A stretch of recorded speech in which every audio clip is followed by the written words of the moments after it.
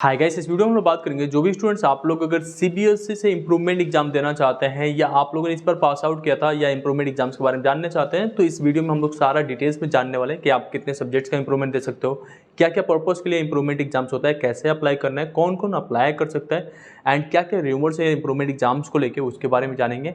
आपका सिलेबस क्या रहता है उसके बारे में जानेंगे। तो आप लोग से एक रिक्वेस्ट है कि अगर आप इस चैनल पे पहली बार हो तो कुछ भी करके इस चैनल को सब्सक्राइब कर लो, क्योंकि आपके सारे प्रॉब्लम्स का सॉल्यूशन हम लोग देते हैं, कहीं और नहीं मिलने वाला है। हर एक प्रॉब्लम्स को पर्सनली आपसे गाइड करते हैं, कनेक्ट करके भी। हमारे कॉन्टैक्ट नंबर्स आप लोग के बीच में भी हैं, आप डून विनर वेबसाइट पर भी जाके ज्वाइन करके हमसे क्वेरीज पूछ लेते हो। तो हर तरीके के प्रॉब्लम्स आपका जेई के रिलेटेड है या इंप्रूवमेंट्स के रिलेटेड है, कंपार्टमेंट है, किसी तरीके का प्रॉब्लम रहता है, सबका सॉल्यूशन हम लोग देते हैं। तो बिल्कुल से सब्सक्राइब कर लेना, सो दैट कुछ भी मिस आउट ना हो। आप लोग के फॉर्म्स मिस हो जाते हैं, फिर बाद में कहते हो हमें पता ही नहीं चला।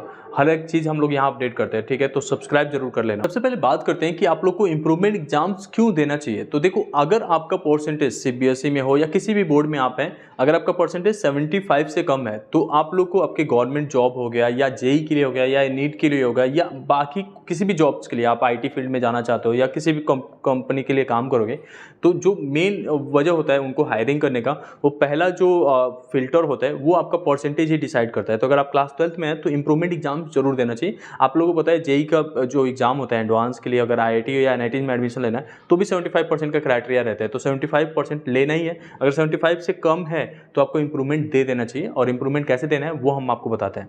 तो कौन कौन अप्लाई कर सकता है इंप्रूवमेंट एग्जाम सीबीएसई का। तो अगर आपने पहली बार जो है इस बार बोर्ड एग्जाम दिया था 2023 में, तो आप लोग के पास 2 चांस मिलते हैं इंप्रूवमेंट एग्जाम देने के लिए। जैसे मान लो आपका बोर्ड एग्जाम हुआ था अभी 2023 में, ठीक है। तो पहला चांस तो हो गया कि एक सब्जेक्ट में आप अप्लाई कर सकते हो, 1 सब्जेक्ट के लिए, ठीक है। एंड दूसरा चांस रहता है सेकेंड चांस, इसमें आप जो है अप टू 5 सब्जेक्ट्स के लिए अप्लाई कर सकते हो। 5 सब्जेक्ट्स का हो जाता है इसमें इंप्रूवमेंट एग्जाम, लेकिन ये जो है आपका जूनियर के साथ होगा नेक्स्ट ईयर, ठीक है।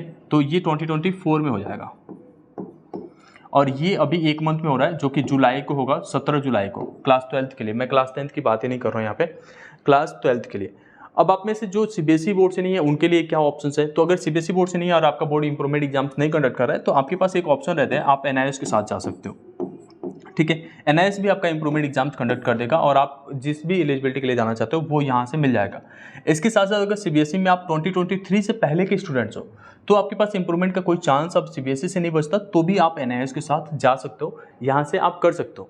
तो आप में से जो भी स्टूडेंट्स इस एलिजिबिलिटी में फाइंड आउट होते हो तो आप इंप्रूवमेंट एग्जाम दे सकते हो, और आगे के स्टेप्स मैं बता देता हूँ। आप में से बहुत सारे स्टूडेंट्स ने बहुत सारी क्वेरीज किया कुछ रूमर्स को लेके जो इंप्रूवमेंट के लिए अलग अलग बनाए गए हैं। जैसे लाइक कि आपका कोई अगर एक सब्जेक्ट का इंप्रूवमेंट अभी दे देते हो जुलाई में, जो 17 जुलाई को आपका पेपर होना है, तो आप अगले साल जो है केवल 4 सब्जेक्ट का दे पाओगे। ऐसा नहीं है, ये सब गलत बताया जा रहा है आपको। जो भी फैकल्टीज बता रहे हैं ये गलत बता रहे हैं, या तो उनको इन्फॉर्मेशन नहीं है इसके बारे में। आप जो है फिर से 5 सब्जेक्ट का दे सकते हो, या आप चाहो तो केवल जो एक सब्जेक्ट का यहाँ पे इंप्रूवमेंट दिया था उसी सब्जेक्ट का दोबारा से इंप्रूवमेंट यहाँ पे दे सकते हो, केवल एक सब्जेक्ट का आप चाहें तो। ये टोटली आपके ऊपर है। आप 500 का देना चाहते हो तो वो भी हो जाएगा, आप 1 का दो, 2 का दो, 3 का दो, 4 का दो, या 500 का दे दो। ये सब ऑप्शंस आपके पास अवेलेबल होते हैं अगले साल भी आपके जूनियर्स के साथ अपीयर होने का।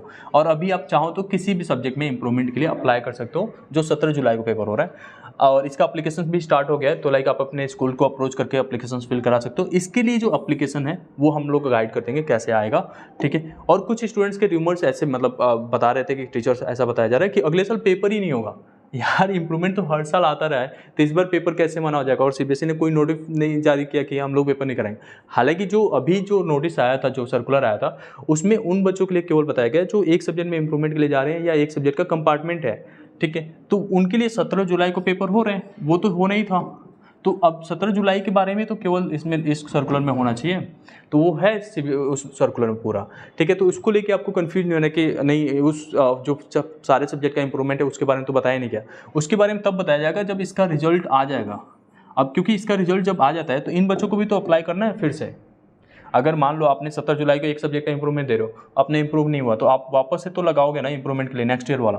तो नेक्स्ट ईयर वाले ऑप्शंस के लिए आपको थोड़ा वेट करना पड़ता है कि इनका रिजल्ट आ जाए, जो अभी 17 जुलाई का पेपर होने वाला है। कुछ बच्चों को गाइड किया गया है कि कोचिंग इंस्टीट्यूट ने उनको बता रखा है कि जेई में अगर एलिजिबल होना है तो आपको सारे सब्जेक्ट्स का इंप्रूवमेंट देना पड़ेगा, लेकिन ऐसा नहीं है। जेई एडवांस के ब्राउचर्स में भी ये साफ साफ मेंशन है कि आप 1, 2 या 3 का भी इंप्रूवमेंट देते हो या आप 4 का देते हो तो भी आप जो है डायरेक्टली जेई एडवांस के लिए आपका 75% कंप्लीट करने के बाद एलिजिबल हो सकते हो। तो 75% का स्कोर करने का मतलब कैलकुलेशंस कैसे होता है इस केस में, जब आप मान लो 3 सब्जेक्ट के लिए अप्लाई किया तो आपके पास 2 मार्कशीट बन गए, ठीक है। पहले वाले मार्कशीट में आपके पास 5 सब्जेक्ट थे और दूसरे वाले मार्कशीट में केवल 3 सब्जेक्ट है जो इंप्रूवमेंट वाला रहेगा, ठीक है। अब जैसे मान लो इसमें आपका 75 हो गया और यहाँ पे जो था आपका 60 था, तो ये वाला मार्क्स यूज़ करोगे यहाँ पे। और यहाँ पे मान लो कि आपके पास 50 आ गए और पहले वाले में 65 था, तो ये वाला यहाँ से यूज़ होगा।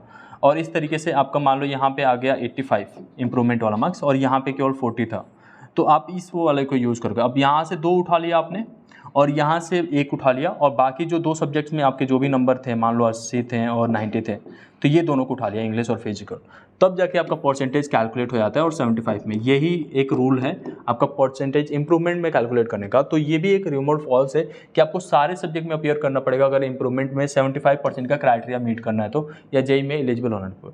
लेकिन एक चीज़ तो सच है कि जो आपका बिटसेट्स का होता है उसमें आपको सारे सब्जेक्ट्स के लिए ही जाना पड़ेगा अगर आप इंप्रूवमेंट जा रहे हो 75% के क्राइटेरिया के लिए। उसमें 2-3 सब्जेक्ट्स अलाउड नहीं होता है।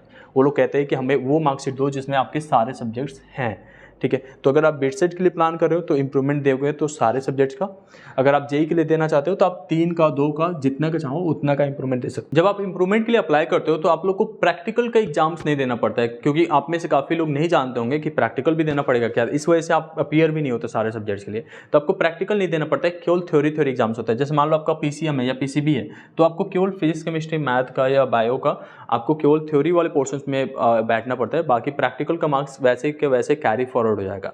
उसके साथ साथ जो बच्चे इस वाले इंप्रूवमेंट के लिए एलिजिबल नहीं है और आप एनआईएस के साथ जाना चाहते हो तो एनआईएस की वैलिडिटी को लेकर आपको बहुत इशू रहता है। तो एनआईएस हर जगह पे वैलिड है, उसका इंप्रूवमेंट भी काउंट होता है। तो अगर आप एनआईएस के थ्रू अप्लाई करते हो तो एनआईएस का जो भी, जैसे लाइक 3 सब्जेक्ट का आपने अप्लाई किया है एनआईएस के थ्रू, तो उसमें हम लोग गाइड कर देते हैं कैसे अप्लाई करना है, सारा चीज़ें। आप डायरेक्टली डूनविनर पे जाकर ज्वाइन कर लोगे, सिंपली गूगल पे सर्च करोगे ना doonwinner.in, तो आपको हमारा वेबसाइट मिल जाएगा। वहाँ पे एक ज्वाइन बटन है, वहाँ से आप ज्वाइन कर लो। हम लोग आपको प्रॉपर्ली गाइड करते हैं। वहाँ पे एक छोटा सा माइनर से चार्ज पे करना पड़ता है सो दैट कि आपका कॉन्टैक्ट नंबर हमें मिल जाए। वहाँ से फिर हम आपको कॉल करते हैं, प्रॉपर्ली गाइड करते हैं कि कैसे कैसे आप इंप्रूवमेंट के लिए अप्लाई कर सकते हो। आप चाहे रेगुलर इंप्रूवमेंट जा रहे हो या एनआईएस के थ्रू जा रहे हो, हर जगह पे हम अवेलेबल हैं आपको गाइड करने के लिए, ठीक है। तो इसका वैल्यू उतना ही होता है जितना आप सीबीएसई से दे रहे हो। हालांकि अगर आप 2020 के पास आउट हो, 2021 के हो, 2022 के हो, तो आप सीबीएसई के साथ तो इंप्रूव नहीं कर सकते। तो आपके पास ऑप्शन है कि एनआईएस के साथ जाओ। ये आप जो है उस पर्पज़ के लिए भी कर सकते हो कि अगर आप कॉलेज में एडमिशन ले चुके हो और कॉलेज में प्लेसमेंट्स के लिए आपको 60% चाहिए या 75% चाहिए, तो इसमें अगर आपका मीट नहीं हो रहा है, लाइक काफ़ी स्टूडेंट्स आते हैं हमारे पास जिनका 59% ही होता है या 59.4 है, तो वो लोग यहाँ से इंप्रूव करके कम से कम 60 पार कर लेते हैं। देन 75 का काफ़ी क्राइटेरिया आता है कि 75 नहीं है मेरे पास, तो 75 भी आप यहाँ से कंप्लीट कर सकते हो। तो इसकी वैल्यू उतना ही है जितना आप सीबीएसई का इंप्रूवमेंट देते हो, कोई भी नहीं रोकता। इवन दो आप एडिशनल सब्जेक्ट, जैसे मान लो आप बायोलॉजी स्टूडेंट्स हो और आप बीटेक करना चाहते हो, तो केवल मैथ्स का एनआईएस से करके या सीबीएसई से ही मैथ का एडिशनल करके आप एलिजिबल हो सकते हो बीटेक के लिए भी। तो हर जगह से एजुकेशन जो अपना एजुकेशन सिस्टम आपको सपोर्ट करता है, बस आपको जानना चाहिए होता है कि क्या हम लोग कर सकते हैं या नहीं। तो उसके लिए हम लोग आपको गाइड करते हैं प्रॉपर्ली, इसीलिए हम आपसे बार बार ये भी कह रहे हैं कि चैनल को सब्सक्राइब कर लो। इस वीडियो में हमने जो भी इन्फॉर्मेशन शेयर किया ये केवल इंडियन स्टूडेंट्स के लिए नहीं है। अगर आप फॉरेन से हमें देख रहे हैं, आपका स्कूल जो है दुबई में आपका था सीबीएसई, या आप सऊदी अरबिया में थे या बहरीन से थे, कहीं से भी थे, तो आप लोग के लिए भी ये सेम इन्फॉर्मेशन लागू होता है। तो आप भी इंप्रूवमेंट के लिए अप्लाई कर सकते हो। अब कैसे आपका इंप्रूवमेंट होगा स्टेप वाइज हम बता देंगे, कौन कौन अप्लाई कर सकता है, कहाँ से अप्लाई कर सकते हैं, ये सभी चीज़ों के लिए हम लोग आपको गाइड कर देंगे। तो मैं आपसे उम्मीद करता हूँ इस वीडियो पे 200 के आसपास लाइक आप लोग पहुंचा दोगे। अगला वीडियो जल्द आ जाएगा जिसमें मैं आपको प्रोसेस बताऊंगा कि कैसे कैसे अप्लाई करना है एंड क्या क्या डॉक्यूमेंट्स उसमें रिक्वायर्ड होता है। होप इंडियन आपको ये वीडियो पसंद आया होगा। Thank you so much.